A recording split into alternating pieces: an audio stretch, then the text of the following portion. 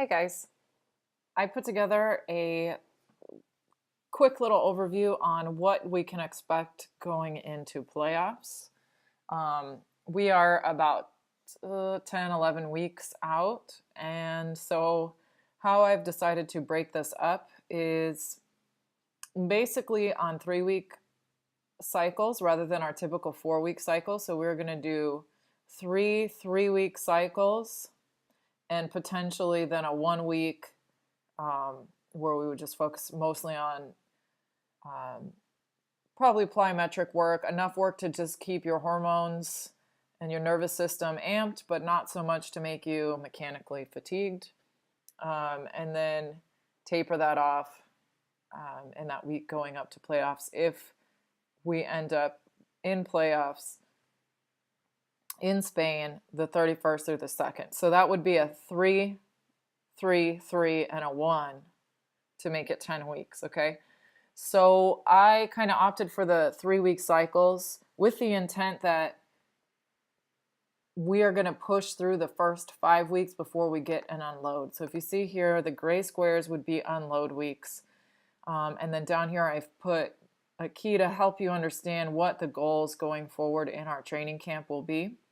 So we're going to do a lot of strength endurance in the red for the next 3 weeks. Okay, and then we're going to push straight through and not unload because it's only a 3 week cycle. Okay, you can get away with that. Usually you only get away with it one time and usually only around 5 to 6 weeks before you need to unload. So we're going to push through 5 weeks and go through our strength endurance and strength power phases before we unload. And that will be our first unload week at the end of July. And then from there, we're going to go into our power phase where we're focusing on redeveloping power attributes. Okay, and then we'll unload that week here, shown in the gray. And then freshen you up a little bit, do a lot of plyometric work, plyometrics that won't make you mechanically very tired, but again, as I said, are just enough to keep your nervous system stimulated and your hormones stimulated because we don't want to taper too long, in which case your hormones might start dropping off, and then you kind of flatline going into the tournament. So it's this funny balance of, yes, you want to taper, but not taper so long that your nervous system and your hormones start dropping off. Okay, so then that would be assuming the Spain tournament. If we're going to Atlanta, we push through.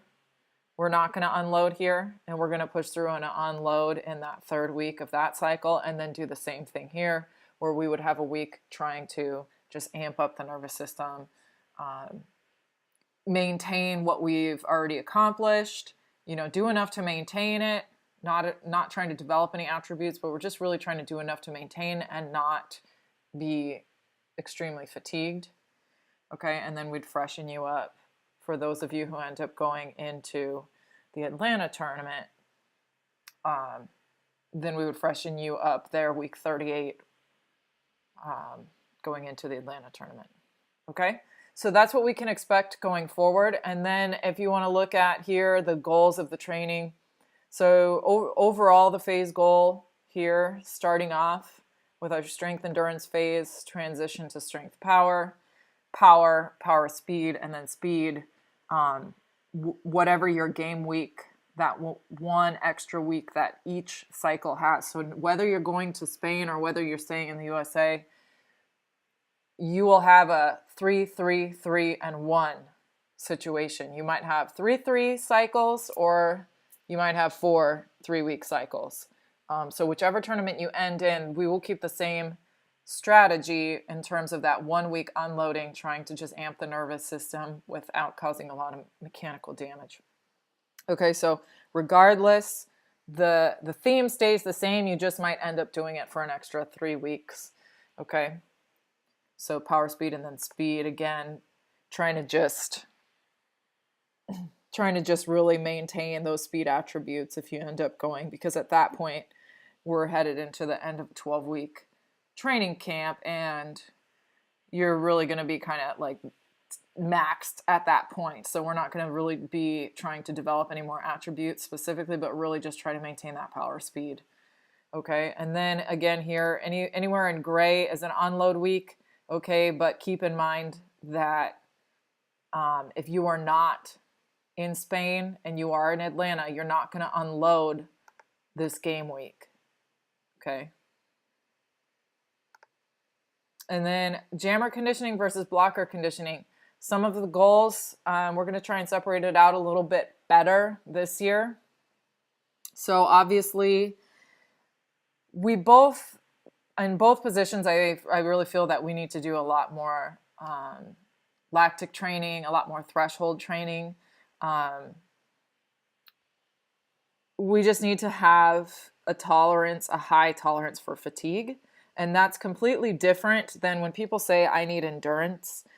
And traditional endurance is what is defined as steady state submaximal training, and generally less than 75% of your VO2 max, which is somewhere around less than 80% of your max heart rate.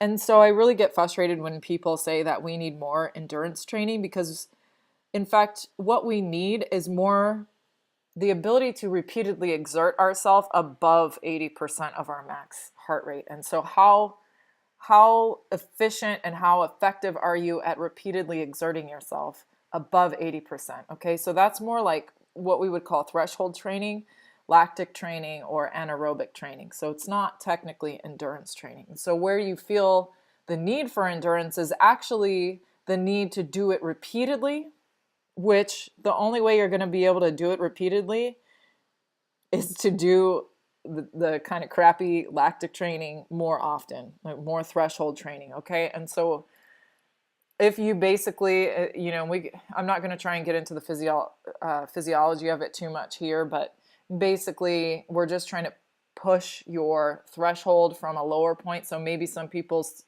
threshold in the anaerobic threshold is the point at which you switch from going aerobic to anaerobic. And it really seems that the jammers, in particular, from what I've seen in the heart rate data, really ride that threshold line. So what we want to do is just improve that threshold where your body physiologically switches from aerobic to anaerobic. If we can get you to work at a higher work rate before switching, then that would be ideal. And the only way to do that with trained athletes is to do a ton of threshold and high intensity work to improve your VO2 max through high intensity training, because we're assuming that you're already well trained. At that point, the steady state submaximal endurance training, at that point it's great for cardiovascular fitness, but that's not what you need, because when you're on the threshold side, you're developing a lot of lactic acid, and you need the ability to tolerate and clear lactic acid. And so if you're constantly doing endurance training, you're not actually creating enough metabolic stress to train your body how to adapt and respond to that. Okay, so kind of ended up doing a little physiology lesson, but I didn't mean to. That's all we're going to say on that. But both are going to lay a good base during our strength and endurance phase. Okay, and then what we're going to do is transition that into agility and specific repeat sprint ability. And so with my football athletes, that looks like 30 20-yard sprints with maybe a 15-second walk back to reset. So they'll run 20 yards, and of course you spend another 10 to 20 yards slowing down, and so they walk back up to the 20-yard line and then turn it around and run, to the goal line or the 0 line. So it's just kind of a repeated back and forth maximal effort sprint. Now what I plan on doing with, obviously we're not as linear as football, so we are going to look at doing repeat shuttles, 300 shuttles, 60-yard shuttles, things like that. That will challenge the change of direction and the agility component, but also confer that repeat sprint ability, the repeat high effort, maximal exertion type running that we need to build a tolerance to. Okay, so we're going to do that. And then what I'm going to start seeing as we get closer, I want to start breaking off the blockers, because interestingly, while the field likes to think that the jammers are the ones or likes to assume that the jammers are the ones who would have really high heart rate. It turns out that the blockers' heart rate, let me slide down here. It turns out that the blockers' work to rest ratio is around 1 to 2 to 1 to 4. Okay, and then we see within that work component, we see actually their heart rate will be somewhere between 95 and 102% of their maximum heart rate. So we see these athletes out there maximally exerting themselves for the entire minute. Okay, so and when we looked back at a couple of tournaments, the average game, the average play was only around 65 seconds. So even though obviously a jam can go 2 minutes, they usually get called off before 2 minutes. And so looking at the tournament that I analyzed, the average play was actually 65 seconds. Okay, so if you look at approximately a 1 to 2 or a 1 to 4, and your rest is really dictated by your rotation.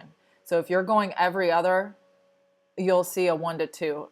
If you're going every third, you'll see a 1 to 4. So assume 2 minutes rest for every pack change, if that makes sense. Okay, and so what we see on the jammer side was quite different. And so while we expected jammers to have the higher heart rate, in fact, they didn't even red zone. They didn't go max effort at all for any of the jammers I've tracked. And now I've had feedback from jammers from different leagues who are also reporting an average in the 80s, not in the 90s. Okay, so again, going off the average, there are points when they might peak in the red zone, max effort, but the average for the jammers is actually in the 80s. Okay, so, and then with respect to their work to rest ratio, we're seeing 1 to 4 being that jammers will go every third, or 1 to 6 being that they'll go every fourth. Okay, so they get a lot more rest, which is interesting because you would assume that maybe an athlete with 6 minutes rest would exert themselves higher. But I think what is happening is that while they're going for the minute, the 65 seconds before it gets called off, what we're really seeing is repeated bouts of 6 to 10 second efforts, okay, as they're breaking through the pack, 6 to 10 seconds of high amount of work, okay, but it's such a short period of time followed by the recovery lap that they do as they skate around and re-enter the pack. It kind of mediates the heart rate where maybe in that 6 to 10 seconds it was starting to rise, but it's such a short amount of time that it's not constantly rising. And then they get that rest, quote unquote rest. I know you guys are probably like, that's bullshit, that's not a rest. But as far as your heart is concerned, it's a lower intensity, and it's allowing the heart rate to recover as you break out of the pack and make that lap around.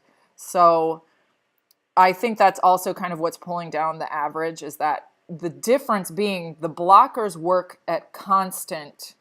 They're constantly holding something down, whether it's, they have 2 different jammers to work with. And with respect to the jammer, even though there's 2 out there, we're talking about 1 jammer respective to him or herself.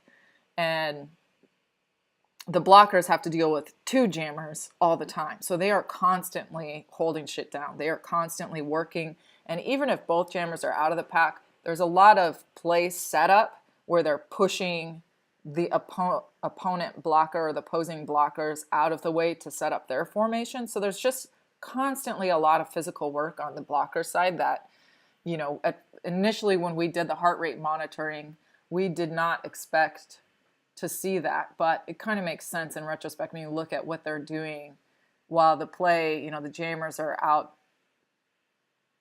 recycling into the pack, going around the track and coming back in. The blockers are constantly working. So I think that is where we see the difference in. And it's an important difference to note. So our jammers need to be incredibly explosive, incredibly agile for 6 to 10 seconds repeatedly.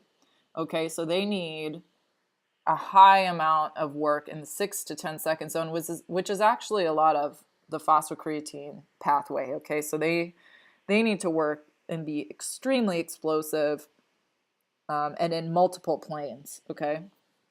And the ability to decelerate and reaccelerate rapidly as part of that, okay? The jammers, because of the deceleration and reacceleration that we see with the juking and the changing directions, they're gonna play a lot more in the stretch shortening cycle, which is another neuromuscular component of training that it's true plyometric training, or whenever you're doing, say you're doing an Olympic lift, it would be, you would want to do the hang versions to get the counter movement, because they generate a lot of momentum based on counter movement type activities. Whereas on the other side, your blockers are really hunkering down and trying to hold a play or hold a jammer back. And then in the event that that jammer gets out, then they have to go from holding it down to bursting out rapidly and catching up. So they're really having to generate a lot of power with no counter movement, which would be like a full clean from the ground. Or if you were to do the hang position, you would want to do it off the pins or off of blocks to take away the counter movement, because the blockers really aren't experiencing a lot of counter movement when they're generating explosive power. Okay, and then a lot of predominantly lateral side to side movement, lots of good hip work side to side, whereas we see a lot more multi-plane work with the jammers than we would. Not to say, that isn't to say that blockers don't work in more planes than just lateral, but largely dependent on quality lateral movement. Okay, and then common overuse patterns that we plan on addressing during camp. On the blocker side, lots of internal rotation on both hips from plowing, blocking, just by nature of that position, which is what this category is, the common overuse patterns that are just incumbent with playing your position. And what I've seen over the years, we used to have a ton of shoulder problems in the blockers because of the way they would lock arms in the walls, lock arms in the tripods. And now we're seeing a change in play strategy. We're seeing less walls, more zone. We're seeing the way they lock in together in the walls change and evolve. And so as a positive aspect of that is that we have less pulling and grabbing on each other's shoulders. And so I'm actually seeing, at least among my athletes, on the blocker side, a decrease in the amount of labrum and rotator cuff and just shoulder impingement syndromes, because we're not pulling on each other as much. And then this year, I've personally in my group seen a lot of posterior ankle impingement from sprinting on the toe stop. So it's very comparable to injuries that you will see in dance, and ballet, from dancers being in points or on their toes a lot. You will see the back of the heel kind of slam up into the ankle, and so you'll get this posterior ankle impingement. And so one of the strategies, we need to just do more ankle work to strengthen and create more space in the posterior side of the ankle and stabilize the ankle a little bit more. So posterior ankle impingement, actually I should probably add on here, in addition to that, chronic ankle instability. And that chronic ankle instability is usually something that occurs from rolled ankles and things like that, but many agility athletes, just by nature of the sport, do have ankle problems. So chronic ankle instability. So we'll add that on there too. Okay, and then increasingly I'm seeing, just because of the contact and the way we're making contact, I would prefer to see us use more footwork and hip work rather than coming in and leading with the shoulder, but sometimes that's just not an option. So on the jammer side, seeing a lot of shoulder impingements, labrum issues, AC joint issues, just from contact. And obviously jammers tend to be the smaller players. So in the momentum game, your poor little shoulders just aren't going to win. So we're going to try and make a concerted effort to at least do more shoulder traction to create some space in the shoulder from the compressive impact type injuries. And then again, lots of scapular stability work, working the rhomboids, the mid and low trap to help stabilize the shoulder joint as a whole. And so that's listed down here. Common weaknesses and deficits on both parts. We need to really improve our thoracic spine mobility and the ability to disconnect our upper body from our hips, our thoracic region from our hips. Our hips should be able to turn one direction, and our T-spine should be able to turn the other way and really just hold it down. And what I'm seeing in the blockers especially is we are just one solid trunk. We need to be able to twist in the middle and have our hips hold it down in one direction, our arms hold it down in the other. And so we're really going to focus a lot on improving the T-spine mobility in this camp on both parts. Improving always, I mean, any athlete can always benefit from developing low back strength. Blockers, back strength in particular, because by nature, the way they generally are blocking from using their back side of their body and just being pushed and pulled, you need a strong back to handle that. Groin strength from plowing and lateral movements does demand a ton of groin strength. And eccentric quad strength, so the ability to decelerate. So not just concentric quad strength, which you generally get from conditioning, but so that would be like a lot of backpedaling or sled pulls backwards and things like that we're going to try and include this year. Hip work, improving hip work. We can always benefit from improving hip work. And again, repeat sprintability. Over here on the jammer side, I see a lot of hip flexor weakness and a lot of QL and low back strength weakness. And again, tied in with the shoulder stability, we need to improve the scapular stability as well. And then effective agility. Okay, so it's not good enough to do ladders when the pattern is predictable. So we need to do more choice reactive agility where a decision is going to have to be made and then the footwork should follow accordingly, and again with obviously quality footwork to follow. So reactive drills and choice reactive. So reactive is one thing, choice reactive is another. So reactive could be two predictable patterns, either you're going right or going left. And choice reactive could be situational type agility movements where you say, okay, well, here's what we worked on today. Now let's put it in context. Again, still off skates, but mimicking something that might happen on the track and say, okay, now you have to make a choice. You maybe put a blocker out there, put another jammer to act as a blocker, and then they would have to take in all the situational cues and make a good choice on how to move based on that.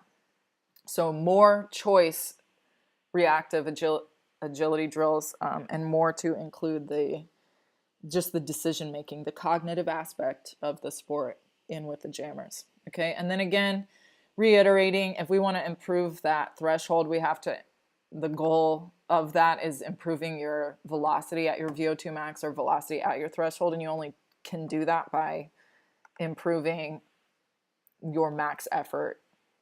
I mean, at this level, you can do it by steady state submaximal work, but at this effort, you don't need cardiovascular fitness. You need to work on improving your ability to clear lactic acid and work around that threshold better and more effectively.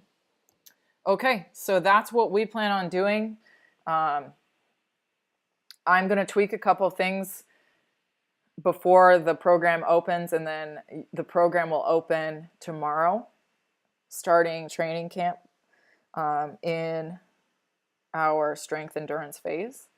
And if you are already in the program, go ahead and do the last phase workout. It's very light intensity.